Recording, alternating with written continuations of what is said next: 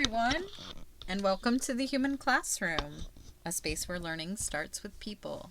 And this is episode 2. I'm Kathalina, and today I want to talk about something that completely shifted how I think about teaching. It came in a class, actually. And honestly, it changed how I think about learning as a whole. It didn't come from a textbook. It didn't come from a single lecture. It actually came from a class project. And it also came from trying to teach one learner and realizing that everything I thought I knew about good instruction doesn't always work. I've been working on what is technically a case study. I got this from the course Teaching for Emergent Bilingual and Multicultural Students. It's not exactly aligned with all of my research, but the beautiful thing is I can see how everything interconnects. It's a web, and where accessibility touches neurodiversity and intersects with pedagogy and intersects with multiculturalism, it's kind of beautiful. And if I'm being honest, my case study didn't start as just like research. It didn't even start as research I was truly interested in, but it did start as a lived experience. As a parent and an educator, I've had to sit in a space where I watch a learner engage with a world in ways that didn't always match what schools expected. And I kept noticing this disconnect. Not because he lacked ability, but it was a mismatch between how learning was designed and how it was actually happening. You know, most of our systems kind of assume something really specific. It assumes that, learning should look like it's verbal, or the student should pick it up quickly, or that it should be text-based and a student should be able to understand that text, regurgitate comprehension. And if a student can't show understanding in those ways, teachers often question if they learned anything at all. Sometimes the assumption is that the student can't learn it, or that they don't care about it, or that it isn't impactful for them. But see, I started to see something very different because this was my child. This is my son. He's 15. He understands far more than the world gives him credit for, sometimes far more than I give him credit for. Yes, he's autistic, but he's still a 15-year-old boy with thoughts and feelings. He's just not considered verbally communicative in ways that we expect a 15-year-old boy to verbally communicate. So learning does happen for him. It's just not always visible in the ways that parents and teachers and even the rest of the world, as they pass him by, are taught to recognize. You know, when he was diagnosed, I didn't even know what autism was.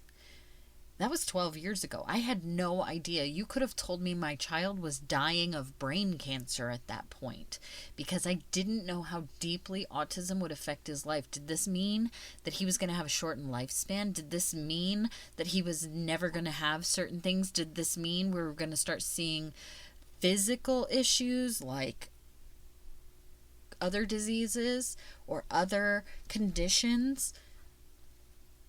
I'm not diminishing any of those, by the way. Every parent who has to settle with a diagnosis is hit like a train. You are scared. You cry.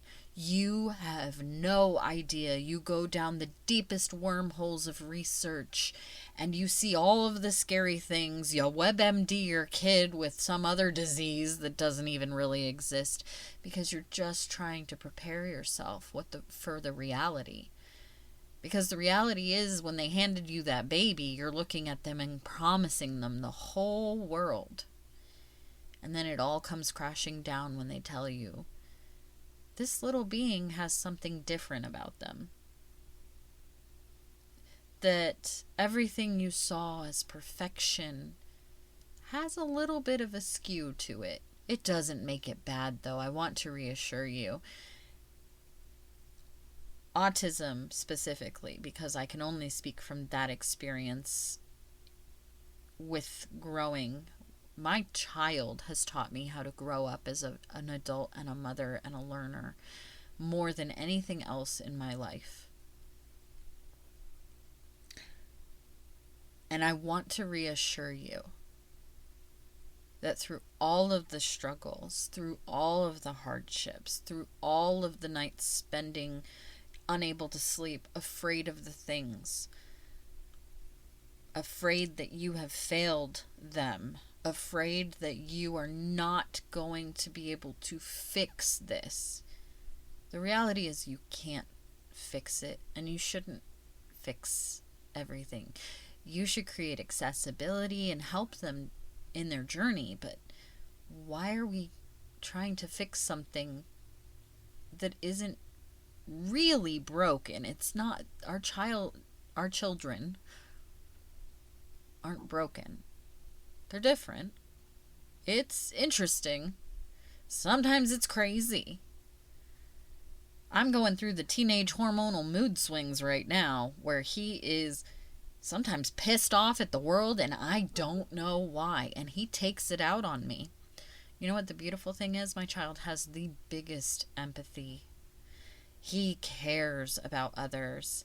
He does not like it when a teacher is correcting another student. It's funny. It's a pain in the ass, but it's also funny because he will be doing just fine, and another child might be having a moment where they need extra attention or redirection. The moment somebody goes to correct that child, he's like, no. Leave them alone. I'm going to do something annoying, big, explosive, that you need to redirect your attention away from them. And it's not because he wants the attention. He's very happy being left alone. He doesn't want the conflict or the redirection or the imbalance of harmony in the space and the distress of another person because they're being corrected. He doesn't want that. It's an empathy response where he's like, don't tell them they're bad or wrong or whatever that moment is. He's like, look, fine, I'll do it. Leave him alone. But he can't say it in so many words. It's his way for standing up for people, and I think it's beautiful. It's crazy. It's funny. Teachers don't always appreciate it, but they understand it when we talk about it, and they see it. Once that moment clicks where I'm like, I've noticed this about my kid. And we could be at the park, and a mom could be getting onto her child for not sharing, and he's like, noises. And it's funny. Because it didn't initially connect. I was just thinking he was distressed because somebody had raised their voice. No, it was don't do that to them. That was his way of saying stop it. Because once it stops, he's like, okay, fine, I'll go back to what I'm doing. So, it leads me to this thing about humanism and language and processing, teaching a child like my son. You know, instead of trying to fix a learner, I do ask this question about, you know, what happens if I design the learning environment differently, if I help his teachers, if we allow them multiple ways to engage, whether that's videos or sound recordings or picture charts. And people are doing this work. People are working tirelessly to fill this gap. But there's still not enough, and it's hard, and teachers struggle because it's hard, and they need it. They weren't taught how to do it, but they see the need. They're trying very hard to fill it. Or they weren't shown how or that it exists until they have to react to a child's needs. So if we're allowing them multiple ways to engage and multiple ways to respond, Georgie can't tell you about a story he read. He can read, but he can't tell you about a story he read. But he can show you picture sequences of what happened in order. We can also remove the assumption that language, especially when spoken or written, is the only way to demonstrate understanding. Because that moment of showing you how things sequence is understanding. I teach this to my preschoolers too. So my study that I did is not only a class project, but it became something that was a very passionate moment. It wasn't originally, it wasn't something I ever thought about. But, this work, this lived experience, these moments with my son changes how I see things, how I do my work, how I teach, how I research. And it does and has changed deeply my interest in designing curriculum, how I do it, and it's how I see learners through a different lens, from my preschoolers to the college students I've taught. You see, I teach kindergarten readiness. I've been an associate teacher to a preschool teacher who taught me so much, and then I taught for an entire summer with a co-teacher, and I was it with that other teacher, not just by myself, but with that other teacher. We were the lead teachers in that room. Thank goodness I had the teacher from the full year experience show me how to do this, because not only was I teaching in an environment that I had never taught little kids before, I was also teaching in a very specifically structured and influenced space. We were teaching in a Reggio Emilia influenced space, which, oh my gosh, what a beautiful experience. And I encourage all of you to do a little bit of reading or watch a podcast or watch a YouTube video about it. It'll blow your mind. It's really cool. And I also took some of those experiences back into the college classroom, where I was teaching tool training and scenic design work, like how to do paint treatments and how to create props, and doing the intro classes, because everybody has to take those. I was teaching actors, I was teaching designers, I was teaching stage managers what those entry points were. And I started to shift my curriculum to introduce them to those things based on this. And then I sit down and I'm presented with a course for bilingual and multicultural students that has a case study project. And so I designed a case study for my son to learn Spanish, because part of our heritage is that we are Hispanic, or part Hispanic. And how do you introduce a child to some of their heritage when they grew up in a completely English-speaking household? It doesn't mean he's not interested. It doesn't mean he doesn't recognize that there's Spanish subtitles. So I designed the tools and the presentations and the study around his understanding. I broke it down in 5 weeks about, let's introduce it.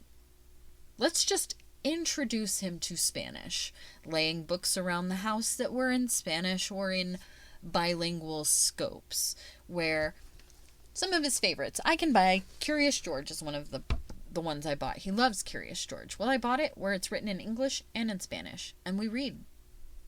I read the Spanish first and then the English, because he anticipates okay, cool, we're done with the English, let's turn the page. So I read the Spanish first. He has to listen through it and then get the English. It's exposure. It's not teaching him how to speak the language, but it is teaching him a tolerance for it in these first moments. Then we can move into engaging with it. I can get him to understand that when I say, ¿Cómo se llama?, he can say, me llamo. eventually. He can say, oh, this is another way of saying my name is.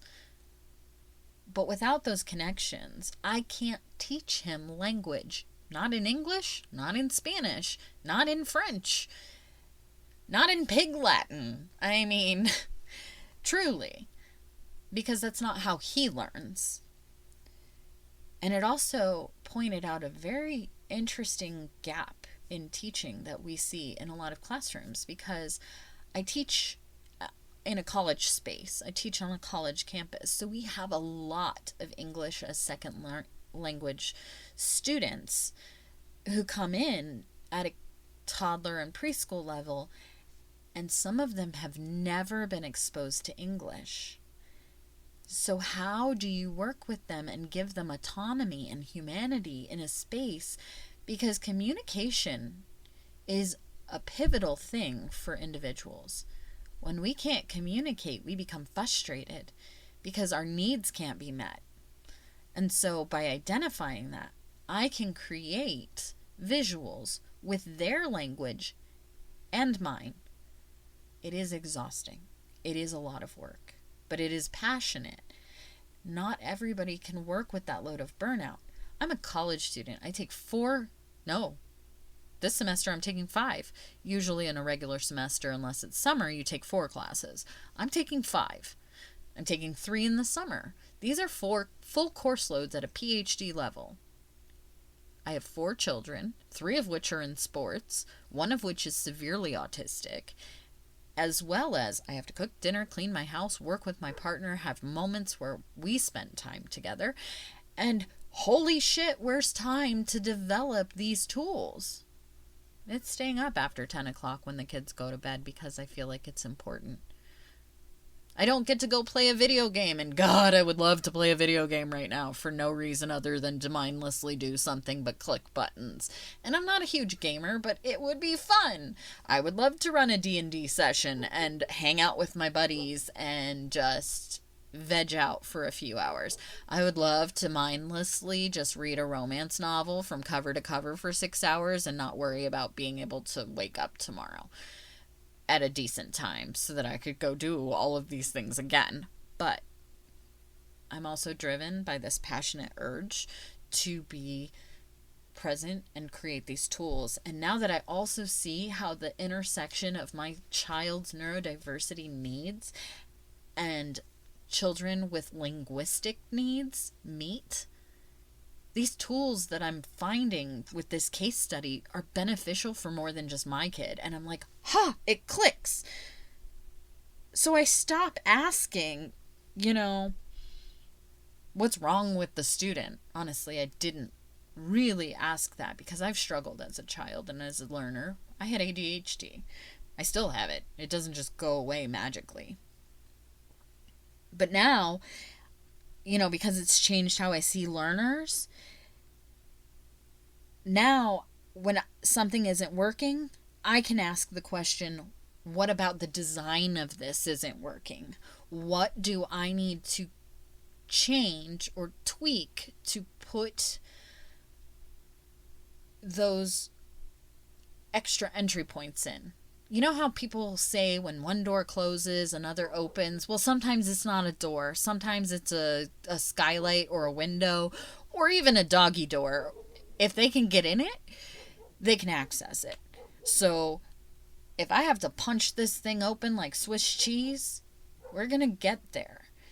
And if people are struggling because they don't understand where to start, these podcast episodes are for me to be able to share my joy, share my frustrations, share your experiences, and also help you find the tools you need, help you find that, where do I start? Whether you're a brand new teacher or you've been teaching for 20 years and everything is pivoting and shifting, and 20 years ago you didn't have the number of 1 in 36 children in your classroom will be autistic. Did you know with a classroom threshold at anywhere between 20 and 30 students, you have a huge likelihood of having a neurodiverse student in your classroom. And that child the statistic right now is that autistic children are 1 in 36. Neurodiverse individuals, not just children, but adults, it's like 1 in every 5. Because neurodiversity, if you didn't know this, is defined a little bit more broadly. It's no longer just autistic. It's no longer just ADHD. Because when you think about the breakdown of the word neurodiversity, it's really thinking differently. So if you're an educator or a parent or someone who's ever felt like this learning system just doesn't work the way it was supposed to, maybe the problem isn't you. Let me tell you a secret, it's not you. It really isn't. Maybe it's the system. And we try our best. The system was given to us for a reason, and we try our best. Because honestly, you can't remove the system without another structure behind it, or everything collapses. And that's very real. But we can start to create these evolutionary learning techniques that grow with the system instead of having to be flushed every 10 years when the way that learners are impacted change. So maybe we can start building something better. This is the human classroom for a reason. And I'm really glad that you're choosing to join me on this journey. So, go do something fun today. Even if it's just for 5 minutes, just for you. Go touch some grass. No, like seriously, go touch some grass. Or smile at a stranger, make them scratch their head. Disrupt their day in the best possible way. Episode 3 will focus on education that was never designed for individuals. We'll talk about standardization versus real learning, and what gets measured and what counts. And I'll see you next time in the human classroom.